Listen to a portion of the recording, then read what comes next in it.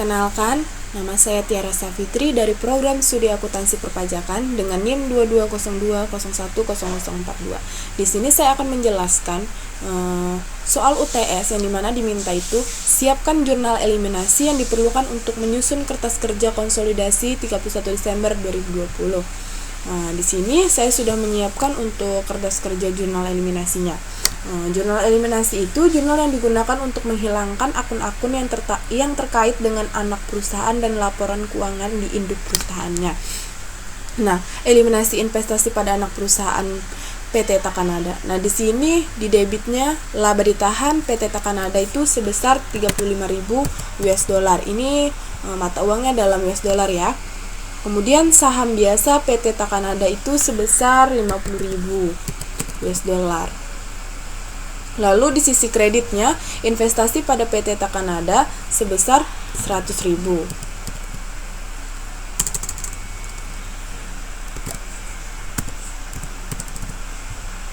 Jadi untuk selisih eliminasinya itu sebesar 15.000. Lanjut di eliminasi pendapatan dividen antar perusahaan itu jurnalnya itu pendapatan dari anak perusahaan pada dividen diumumkan, yaitu sebesar 25.000 di debit dan 25.000 di kredit.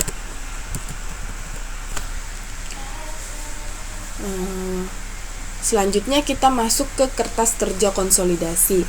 Nah, untuk kertas kerja konsolidasi ini digunakan untuk menyusun laporan keuangan konsolidasi yang berisikan informasi tentang perusahaan induk dan anak perusahaan serta jurnal eliminasi yang diperlukan untuk menghilangkan akun-akun yang terkait. Nah, untuk kertas kerja konsolidasi di sini pada PT Subinoto PT Takanada, aktiva lancarnya itu sebesar 238.000 US dollar. Lalu aktiva yang disusutkan itu 300. Kemudian untuk akumulasi penyusutannya itu minus 120. Untuk investasi pada PT Takanadanya tadi 100.000. Modal saham untuk PT Subinoto itu ada 200.000 dan laba ditahannya sebesar 175.000 dolar. Untuk PT Takanadanya aktiva lancarnya itu sebesar 95.000. Aktiva yang disusutkan 170.000. Akumulasi penyusutannya minus 85.000. Untuk investasinya tidak ada. Modal saham PT Takanada itu sebesar 50.000. Laba ditahan PT Takanada itu sebesar 35.000. Baik. Selanjutnya penyesuaian dan eliminasinya. Tadi sudah kita buatkan jurnal eliminasinya, maka kita akan buat di sini untuk penyesuaiannya. Kita masukkan di kertas kerja konsolidasi supaya mendapatkan hasil konsolidasinya. Tadi yang akan dilakukan penyesuaian itu untuk investasi pada PT Takanada tadi minus 100. Kita buat. Lalu modal sahamnya di sini minus 50. Kemudian laba ditahannya itu kita sesuaikan 35.000. Kemudian untuk hasil konsolidasinya kita harus jumlahkan akun pada PT Subinoto dan PT Takanada. Saya pakai rumus penjumlahan untuk membantu penjumlahan di sini. Kita jumlahkan. Oke. Di sini untuk aktiva lancarnya aktiva lancar konsolidasinya untuk PT Subinoto dan PT Takanada itu ada 333.000 US dollar. Kita percepat dengan cara kita tarik ke bawah.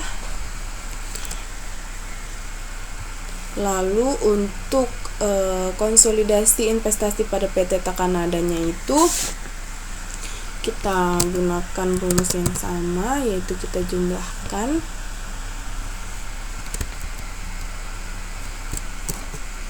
Maka di sini 0, di sini saya jumlahkan juga. Untuk modal sahamnya,